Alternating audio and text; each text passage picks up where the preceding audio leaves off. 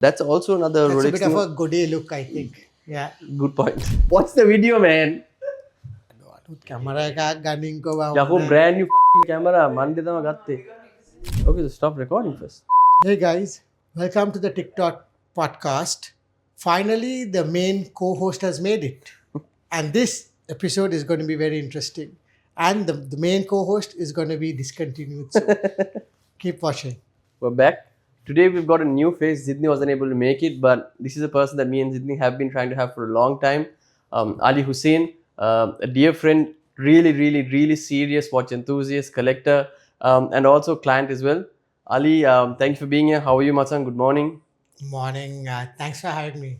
Finally, we were able to make the time to come and sit with us for a hour of talking watches. So thanks for being here. How does it feel to be on your first podcast? Again, I'm quite excited to talk about watches, Zainbad, and discuss about watches. I mean, I'm being quite passionate, and definitely I'm happy to share my Yeah, I mean, thoughts. we talk about watches a lot on a weekly, daily basis.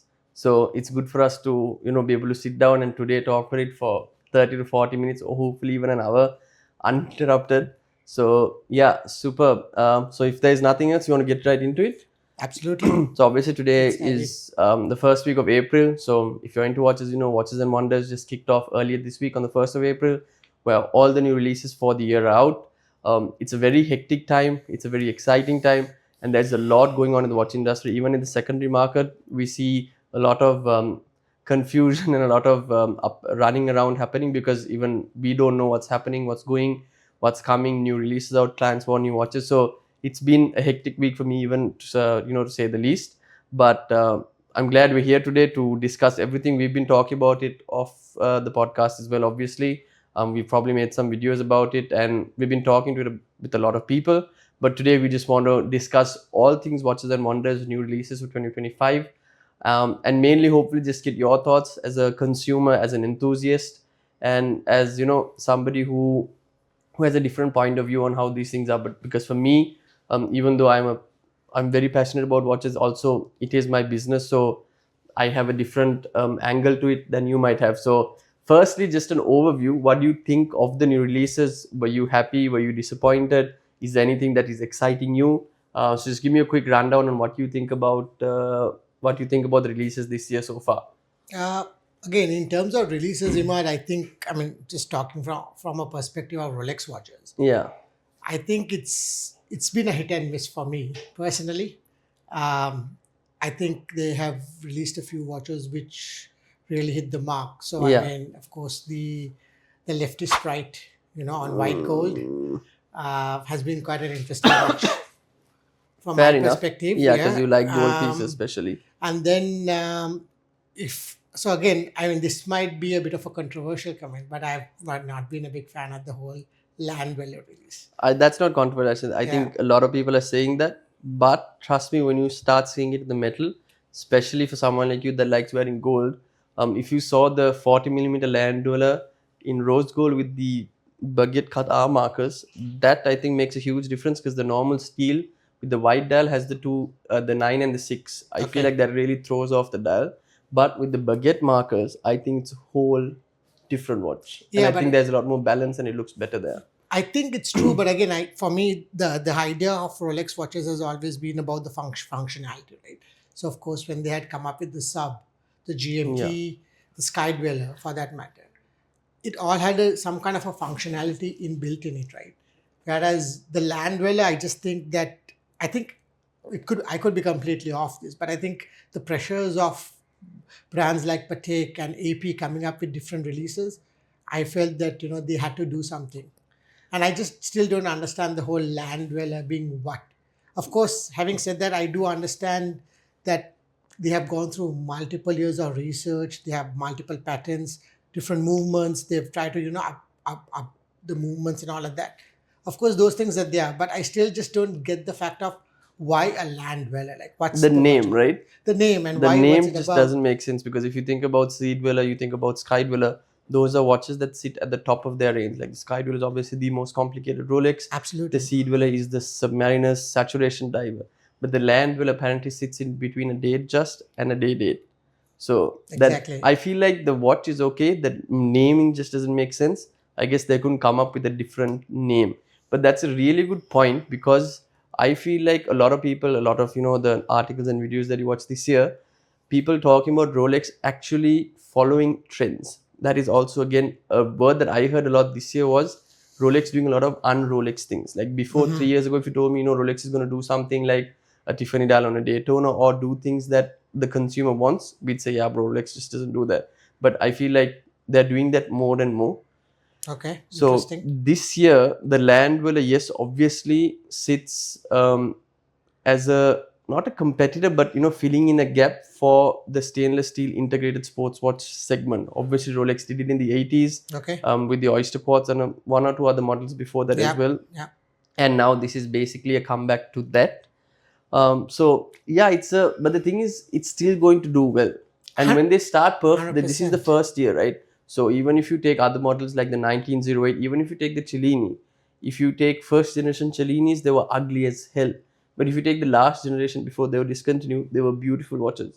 So the Land will also, I feel, the first iteration they made it as bland as possible, but later on when they start doing better dials on it, when they start doing different, like metals on it, because it doesn't come in yellow gold, and they maybe if they do even do a two-tone, I think there will be a huge shift in how this range or this lineup of Rolexes sits in their catalog. But also, I think one thing that I have not seen anybody talk about is the fact that the Land Rover retails at about $15,000. Okay. Right? Movement is The maybe steel one, right? yeah, the steel one Okay. with the white gold bezel. Okay. Movement is probably superior or at least in par with competition from similar segment of watches. So I hate to keep comparing it to the Royal Oak or even the Nautilus, but let's just compare it to the Royal Oak for that matter. The Royal Oak, if I'm not mistaken, retails at $30,000, right? This has the exact same look and feel. Obviously, it's done by Rolex. We all love Rolex bracelets, so this will probably be better than an AP bracelet,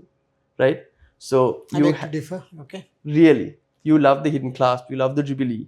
So can you imagine Rolex putting those both together, coming with a flat link integrated bracelet? I think it'll be pretty good. So if you think about it that way, for half the price, half the retail price, of a Royal Oak, if Rolex comes out with a integrated sports watch, that is really going to, it's going to leave a mark there, especially in that segment of But the watches. Royal Oak, what's the actual retail price of the Royal I Oak? want to say at least maybe $25,000-$30,000. It's definitely not $15K for a steel watch. Okay. So it's So double the price. Okay. Interesting. But again, I think when we talk about the bracelets, again, the Royal Oak has its own mark, right? yeah, The shiny bracelets and all of that. And the design, the Gerald Gente design of, exactly. But yeah. again, these are all the same design at the end of the day, they're just very small nuances. But I feel like another thing is that this has a white gold bezel as compared to any other, steel integrated bracelet watch. So this will even be more shinier in that sense. And I feel like this will But be a it's little. similar to Datejust as well. They have the white gold That's bezel also as true. well. Yeah. Yeah. I mean, that's why it sits in that range in between. So I'm not sure. But regardless of the model, I am a huge fan of the movement. Like, if you do some research on Yeah. the movement, apparently this would have taken them 6 years to develop. I was watching another video where this is the first innovation to the natural escapement in 20 years.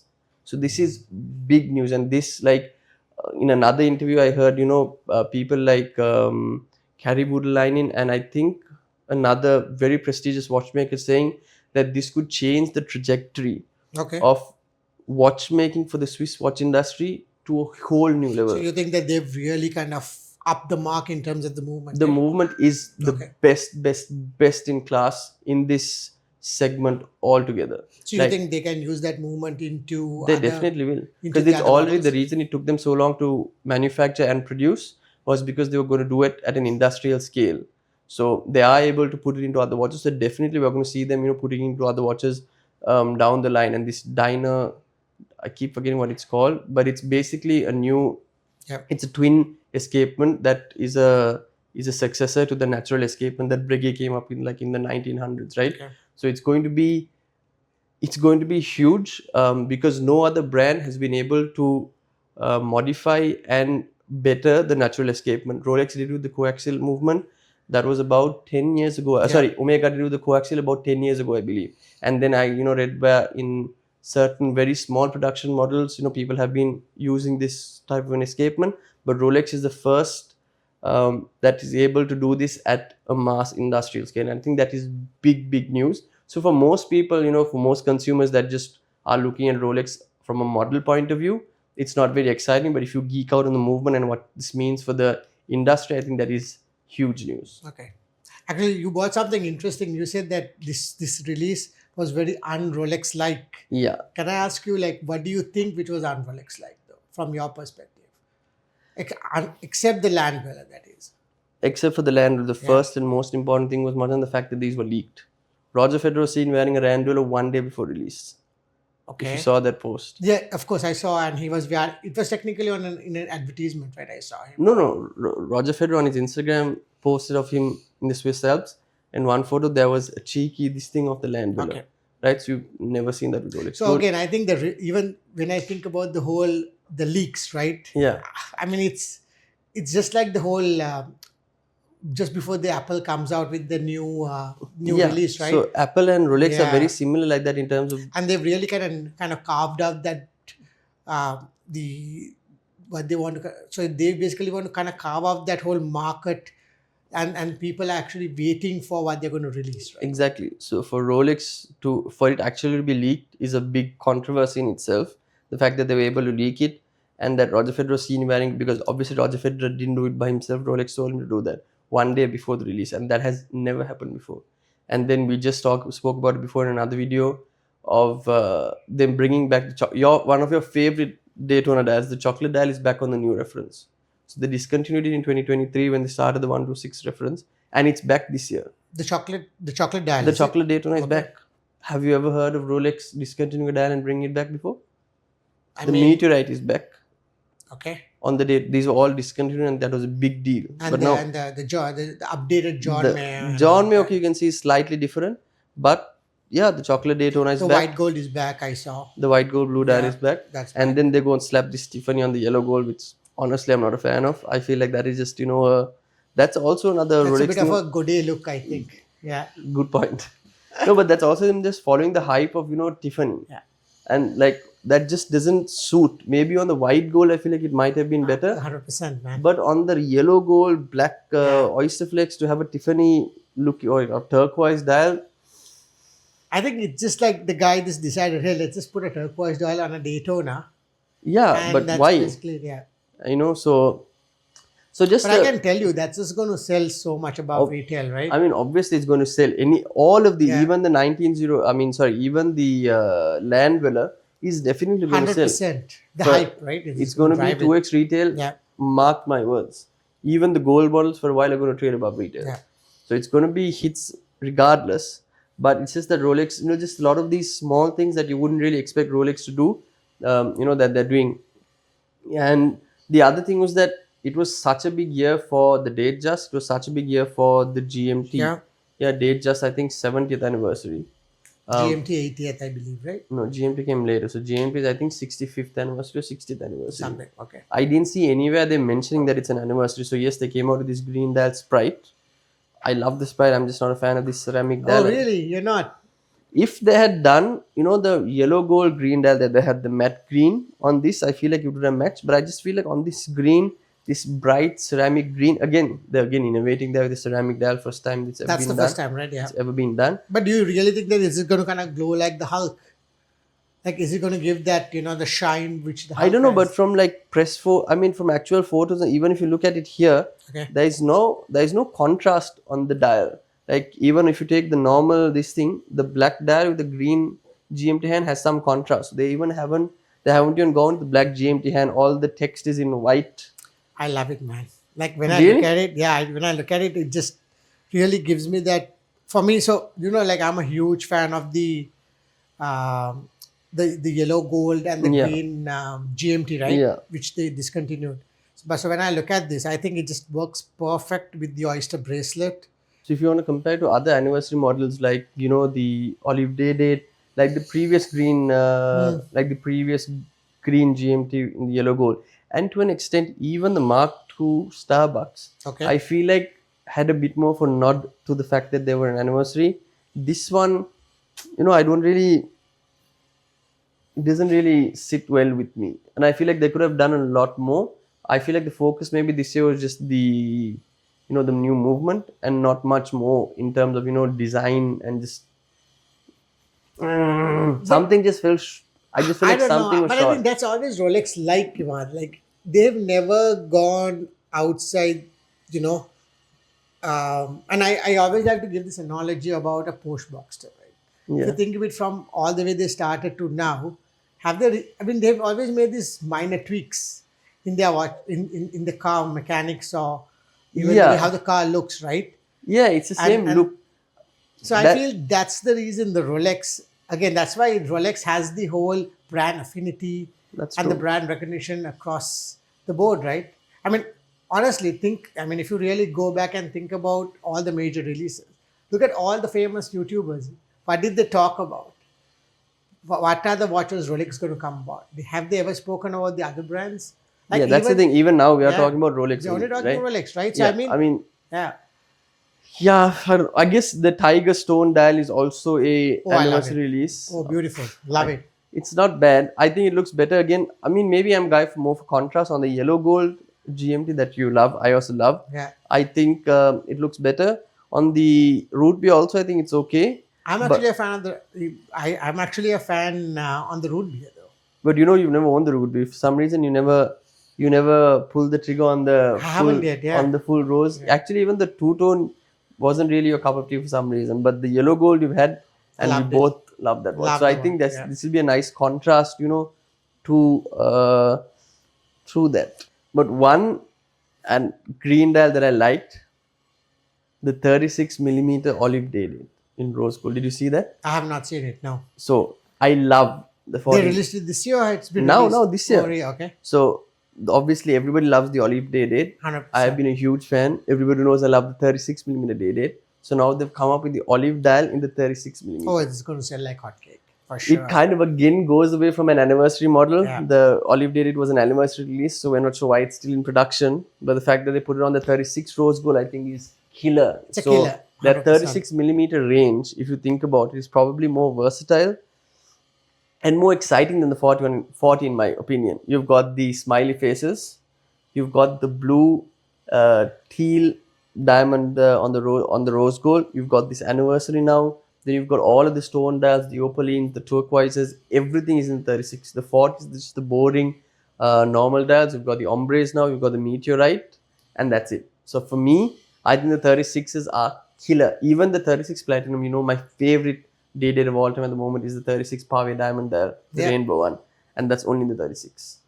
So I think the 36 and the 36 olive day date is going to be a killer knockout of the park. I But mean, again, yeah, you're right. I mean, again, the trend's kind of moving towards smaller watches, right? So I mean, that's the other that's thing. another thing as well. So I So mean, another interesting take that I think I saw on another podcast was that if you think about Rolex and if you think of the rest of the Swiss watch industry, if you're a brand like Lange, if you're a brand like Grand Seiko that focuses on dress watches, right? Rolex was never in that segment. Yes, they made Cellini and that was it. yeah, But now with the 1908, with this new bracelet, with the new dial colors and the new everything, bracelet on yellow gold yeah, that looks the sick. Sedimo bracelet, Yeah, something they yeah. call it. Rolex is slowly getting into segments or focusing more on segments that they weren't really involved in. So, like the steel sports watch with the Landweller, really sprucing up the 1908 collection because it's just second or third year of production, right? So it's going to be in production for a while. Last year, right? They released the Yeah, okay, 1908 last year. Yeah, last year. yeah. So then they're going to be in that segment for a while, and every year they're just going to perfect it and perfect it. So 5 years down the line, at the moment you're shopping for a dress watch, right? You're never going to say, Matsai, I want a Rolex dress watch. You'd say you want a Lange, you want a Patek, you want a Cartier. Agreed. But there might be a chance that in 5 years you'll be like, oh, I want a dress watch, and you might explore Rolex options, right? Good. So I think that's going to be interesting for the industry and even for the secondary market and for the consumer as well. For the fact that okay, you don't only go to Rolex to buy their Datejust or their sports model, you actually go there looking for for a nice elegant dress watch, and that could be bad news for some other competitors who didn't really have to worry about Rolex, eating up their market share. And even to some again, APs are always going to be impossible to get at retail, but to think that Rolex is going to have part of that market share that they previously didn't have, I think it's going to be really, really interesting. Yeah, again, that's true. But again, I mean, if anyone actually thinks about a dress watch, as you said, I mean, the brands you mentioned, right? The Langes and the Pateks always are the first things that comes to mind. Even the Breguets, right? Yeah, exactly. So I don't know. I think it's going to take a lot longer than 5 years, though, because it's not something that, again, I mean, those brands have kind of perfected it. Of course, there's an elegance to it. Yeah, And the Cellini was there for quite a few years. I mean, if I'm not mistaken. I mean, yeah, I don't know for how long. I mean, they've been producing yeah, yeah. Cellinis for so long, right? And but again, they've never been able to kind of gain a lot of traction. Again, I've seen some Cellinis, and they're beautiful watches, especially the moon, The one that you had, moon face the one, moon right? phase, right? It's a That was a beautiful beautiful watch, watch, and it was really, really underappreciated. and again, the thing is, no one appreciated it, Exactly. right? So again, I don't know. I mean, I think Rolex's DNA has always been sports watches, and if you even really think of it from the advertising perspective as well, That's true. Yeah, they've never kind of pushed the whole dress watch yeah. They've always down, been right? It's functional. always been functional, Yeah, and that's what has always kind of worked for them. yeah. That's true. By the way, I was going to ask you, what do you think about the discontinued watches this year? Oh, Especially the whole celebration I've got a dial going celebration on. dial. Uh, sorry. I mean, obviously we knew that was coming. So I think the only big And do you think discontinuation. that was leaked as well? What? That the 41 Yeah, I mean, millimeter everybody was talking about it, 136 right? is going to go off, yeah? So that was the last of the from that Tiffany time. Yeah. The green, the yellow, all of that. So the celebration was rumored to be discontinued, and obviously it went off. What a lot of people don't actually, even the green dial got discontinued. They came out of the whole new range, even though the green 41 is still in the catalog. Mm. It's actually a new green. So the previous ones that we Okay. had, apparently, I don't know what the biggest differences are. Nobody's really compared them, but those are actually discontinued now. But yeah, so the celebration is gone, as well as the titanium deep sea challenge is gone, and there's a new one out. I'm not sure why that happened, but only those two of point. After that, there were 36 millimeter day dates that They- have these gem set bezels and dials and bracelets that got discontinued, but nothing big got discontinued. Actually, this year more watches came back in the catalog Then than got going discontinued. okay. So, what do you think about the discontinuations and the bringing back of other models? I mean, again, like you mentioned, Nima, it's quite interesting. And in my opinion, I think one of the reasons they've kind of moved away from the whole OP, the Tiffany dials, right? I think if you look at the Tudor brand itself, right? I mean, they're actually coming up with the whole Tiffany look and the pink. So I think Yeah, maybe there's a different strategy where they want to bring in these colorful dials, within that Interesting. OP line, and then keep, as you said, the other ones within the Rolex. I mean, that's something I think. that could be, yeah. Yeah. So again, I mean, I'm sure the whole craze of getting a celebration as is just going to be off the roof now, right? Like everyone would probably want one of those. Yeah, but the thing with, especially after the Tiffany got discontinued and the hype was so high, it eventually died down. So with the celebration, especially because this wasn't a watch that everybody loved.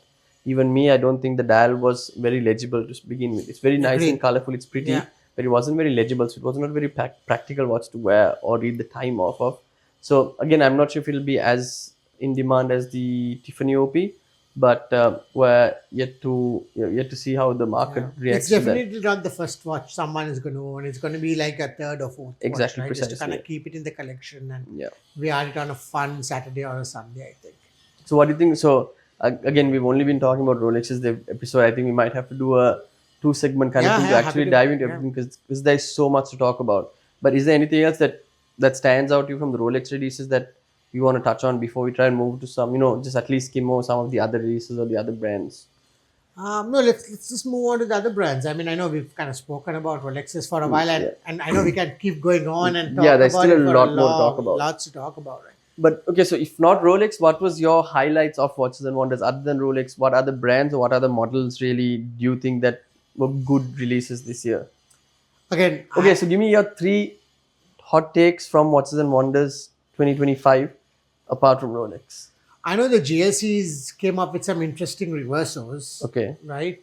Tudor came up with some interesting watches as well. yeah, that's on Love my the list Tudor as well. brand as well. Love it Yeah. what they're doing. Um, Yeah, I mean, those are the two brands that I've That's just. it. I'm sure there's more, but again, man, I just didn't have the chance to sit and watch through the releases. But I mean, the GLCs love their watches, Yeah. loved what they did with the reversos and the whole Tudor line. Like, it's just been. I mean, I love the way they innovate small things. I mean, it's. I'm sure in a couple of years it's going to be this whole different, and I think it's at a very affordable price point as well, right? Yep. Any new watch enthusiast, if they want to actually get into the watch game, it's something you can just walk into a Tudor store and buy, Yep. right? They make excellent watches, right? So I mean, it's a great entry into the watch game, I think. Glad Sydney isn't here today, no? Remember the last episode he was hating on Tudor and stuff like Was that, but it? yeah, he thinks that Tudor is the, what did he say? Was the But come average? on, Macha, everyone's have. I mean, again, if Zidane doesn't like it, I would still say that it's his own opinion, right? To each their Yeah. own, I suppose. Yeah, but for me also Tudor was on the top of my list.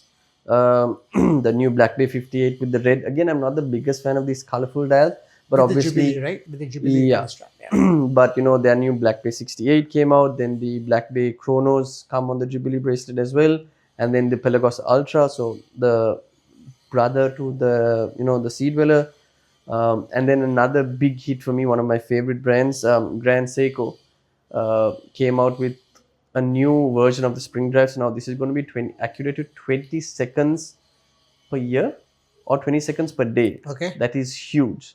And also, I don't remember the reference number, but they came out with a new 37 millimeter, what we used to call the snowflake and stuff like that. So that in a 37 millimeter case size with a micro adjustable bracelet. So if you know Grand Seiko, especially the titanium watches, there wasn't a lot of micro adjustment with them, so they're difficult to get to fit. Me personally, I like smaller size watches, so I think 37 millimeter is going to be a game changer for me. That's definitely the watch. Also, is personally in my list, in my bucket list now, because I think it just looks stunning. To your point, the JLCs, yes, I think the what you're mostly probably referring to is the gold bracelet they came out on the tribute to Duo Phase. So I think that is actually stunning. It just looks like a bracelet as a whole. Just it doesn't feel like a watch only. It feels like a bracelet entirely, Yeah. which I think is really cool. And as usual, Cartier again, knocking it out of the park. Really, I haven't seen that Cartier release. So Cartier released this year. It's a very difficult watch to pronounce. They have this limited edition an old model with a digital, time display. Let me see if I can put it up. But yeah, Cartier's new releases also were good. The ladies' releases with their bangles and stuff like that, I think are really, really cool. The Panthea bangle and stuff with the watch inside. Another release that, we forgot about AP. Did you see the blue ceramic skeleton? No, again, like I said, I haven't actually looked at any of the other releases. Yeah, so obviously they came out with the blue ceramic skeleton at Watches and So Wonders. we'll talk about those things in the next episode, Yeah, let's maybe because I leave really that. wanted to go and do a proper research about other releases. Yeah, because there's a lot to talk about, and we're already getting the eyes that we need to wrap it up soon. By the way, before we wrap it up, let me ask you a quick question. Tell What me. do you think about the sports watches, right? Rolex are releasing on Jubilee bracelets. I mean, of course, now with the GMTs and stuff, right? You can buy them either on Oyster or a Jubilee. Do you think that they're kind of moving away from that actual core DNA of being this rugged, sporty watch and more towards like a middle ground towards a sports watch with a bit of dressiness to it? Yeah, and to that point, actually, so you're right. Obviously, now almost all of the sports models come with the Jubilee option, right? But also Except the sub. the sub, I will say it time and time again, it will never come on a Jubilee. Never. If you want a sub on a Jubilee, you've got to go for a Tudor Black Bay. It would be sick to have that on an Oyster Flex, though. That's also not going to happen unless you get it in the golds. The steels are never going to come, on an Oyster Flex. Yeah. That's Yeah, okay. again, if they did that, that would be the most un-Rolex thing in the world, right? Because we know that Oyster Flexes are for the gold watches. There are certain Rolex DNA rules that I hope that they don't break, because that'd be really, really sad. Because that would just be them completely this thing. But just to your point, one thing that I realized is, we say that Omega and a lot of other, second tier brands or, the entry level brands, the reason that some people don't appreciate them as much is because they have such a diverse catalog. They have too many models in their catalog. I kind of feel like Rolex is slowly going there. If you think about it. Not really, though. But if you think about it, Matsang, now, like just like you said, all like the GMT comes in to bracelet configurations. The Sky Dweller does, the Date Just does. So and now this year they introduce a new Land No, Dweller. yeah, but they don't come up with the special editions which Yeah, the yeah, Omegas and the obviously, others do, thank right? God. Yeah, Yeah, yeah. but a complaint that I've always had about AP, if you go on AP's website, there are a million watches, Agreed. and AP has slowly started losing a bit of their, bit of their nuance because of that. And Rolex also, I feel like, because just this year, if I'm not mistaken, there were 27 variations of the Land Dweller, right? 20, but again, the thing is, the core DNA is still there, man. I think that the things that really change is that they either add the baguettes Yeah, and yeah, things like that. Whereas when we look at something like AP, they come up with these different special yeah, editions. Everything changes, right? yeah. Different model numbers and so on. That's true. Whereas, and if you think even Omega, right? Like if you go in when you want to get a C master, there are so many different That's what I reiterations. always say. Yeah. So overall, are you happy with the releases this year? And obviously, are you? What do you? So what is your, for us to wrap up? What is your quick, like, 30-second take on the releases this year, especially Rolex's releases this year? You did say it was hit and miss for you, but like, how do you want to conclude our this thing on your take from Watches and Wonders 2025? I think quite happy in terms of how the releases have gone. Mhm. I think whichever watch Rolex releases, of course, there's the whole hype up behind it, Yeah, and all of these watches are just going to sell anyways, right? And I think I'm always been an old fashioned guy. Where I like things not changing so much. I don't want any brands or anyone just kind of going outside and trying different things. yeah, And again, I don't want Rolex to ever do things which is un-Rolex like. I yeah, like how they kind of stick to their core DNA and do the small reiterations and all of that, right? mm, Again, I've been quite happy. yeah. Been quite happy in terms of the releases and so on. Yeah. For me, I think it was 50-50. I felt like I thought this was going to be like a big year where, yes, with the new release of the movement and stuff, I thought they would. Again, I don't know what they could have done differently, what they could have done more, but I definitely thought there'd be something big. Oh wait, everybody was talking about a Coke coming out. You were excited for it too. What do you think about that? I think Rolex probably looks at all of that and be like, okay, you know what? And it's surprising, right? Everyone's been waiting for Pepsi to get discontinued, and that it's never gonna it It's not doesn't happening. happen, right? No. Um, Honestly, I'm okay with it. I'm honestly But okay you were with it. excited for the Coke, I right? am. I'm definitely going to be excited when it comes out. But do you actually think it's going to come out? This would have been the year for them to release it if so. Otherwise, you're going to have to wait for the Pepsi to get discontinued and then for the Coke to come out. 100. I think that's the way how they're going to do it, though. They're just going to discontinue the Pepsi and then come out with the Coke. So my view is that, usually Rolex, uh, certain models, they run for about 10 years before they get discontinued. Same thing with the Hulk, same thing with a lot of other models. So the Pepsi was introduced in 2019. So I think we're going to have to at least wait till 2028, 2029. I think at this point for the Pepsi to be discontinued, because now it doesn't look like it's going anywhere. Like, 3 years, everyone's like, oh, it's going to get discontinued, but nothing happened. So I feel like if, like what you're saying, they're going to wait for the Pepsi to get discontinued and then introduce the Coke, I don't think the Coke is coming for another 3 years at least.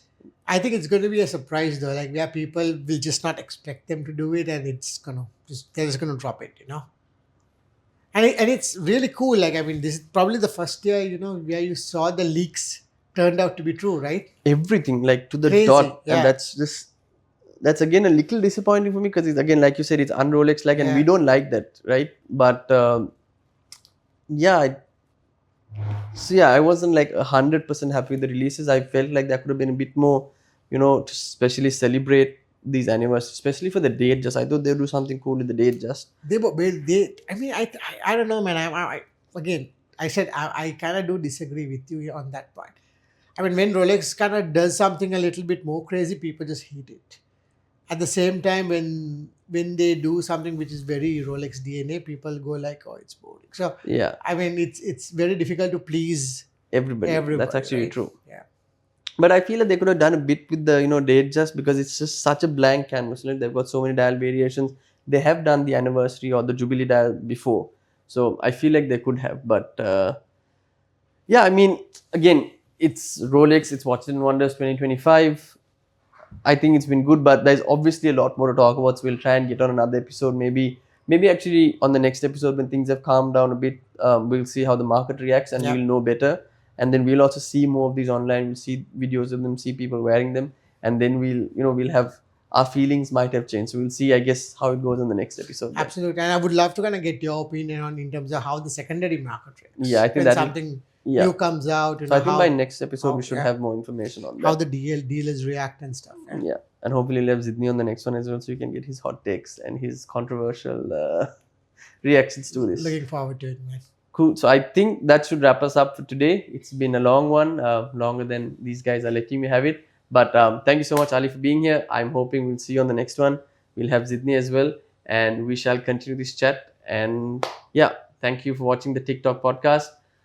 Please like, comment, share, subscribe, and watch the entire video, please. And watch the video, man. Okay, so stop recording first.